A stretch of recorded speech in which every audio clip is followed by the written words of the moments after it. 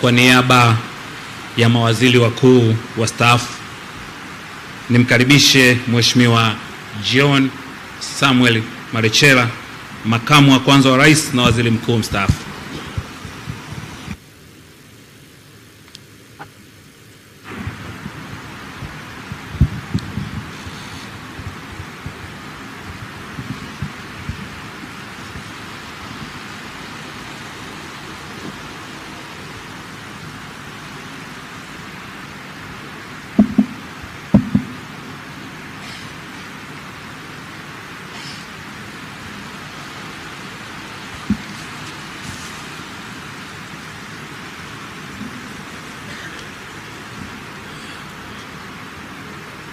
Mheshimiwa Dr. Samia Suluhu Hassan, Rais wa Jamhuri ya Muungano wa Tanzania.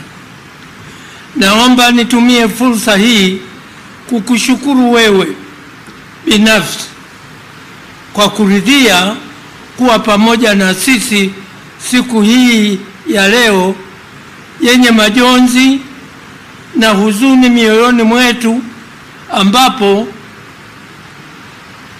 tumekusanyika kwa umoja wetu kumwaga aliyekuwa makamu wa kwanza wa rais na waziri mkuu wa Jamhuri ya Muungano wa Tanzania, hayati Cleopa David Msuya. Kwa pamoja tunatoa pole nyingi kwa familia, ndugu, jamaa na marafiki na Watanzania wote.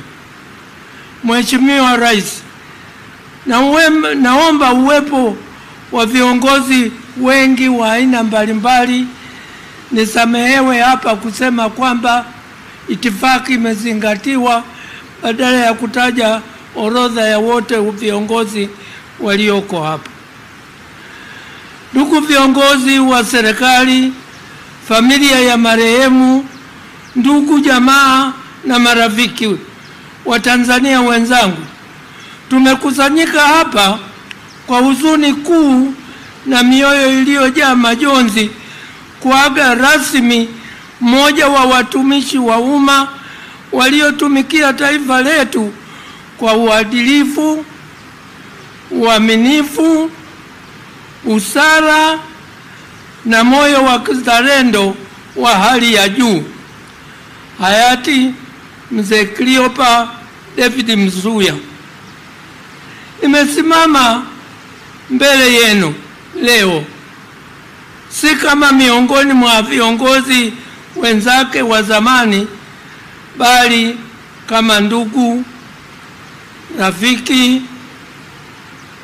na mshirika wa karibu katika utumishi wa taifa letu.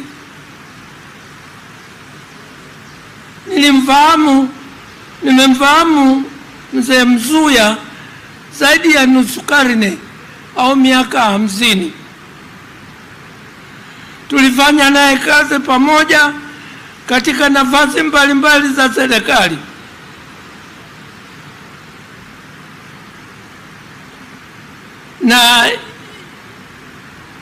Na nimejifunza mengi kutoka kwake. Nimejifunza mengi kuhusu uongozi, nimejifunza kwake kuhusu nidhamu kazini, nimejifunza kwake kuhusu kutanguliza mbele maslahi ya taifa badala ya maslahi ya mtu binafsi. Mzee Msuya alikuwa mtu mtulivu, asiye na papara, mwenye hekima ya hali ya juu. Alikuwa ni kiongozi aliyesikiliza kwa makini kabla hajazungumza, na kila alipozungumza alizungumza maneno yenye busara na yenye mshiko.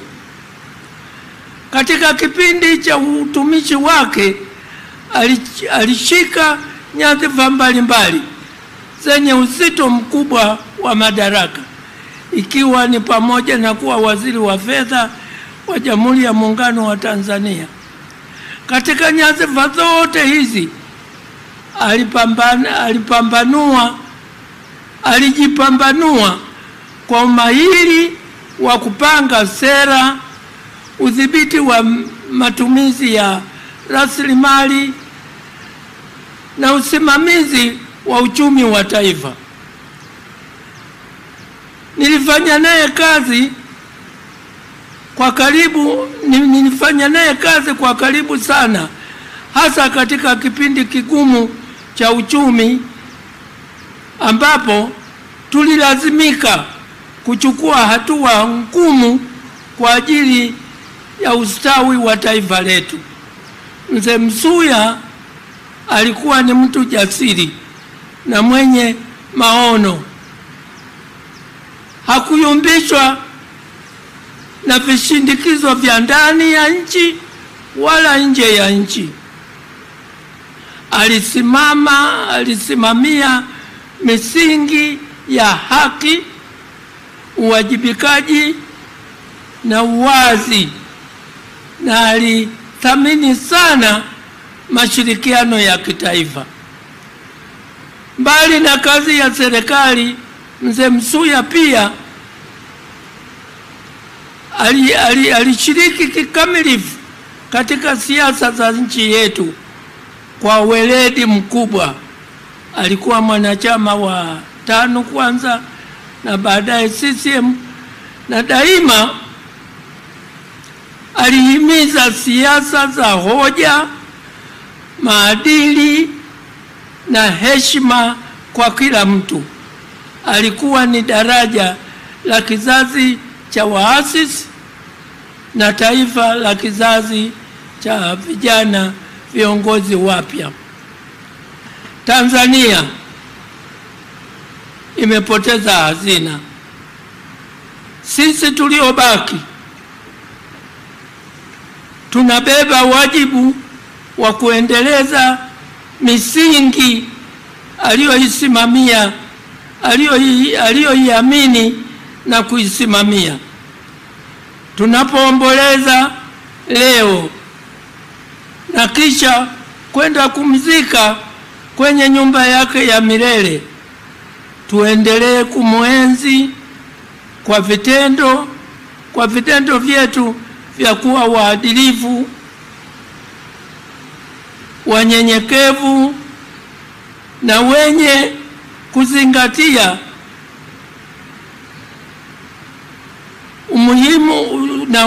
kuzingatia na kuliweka taifa letu mbele.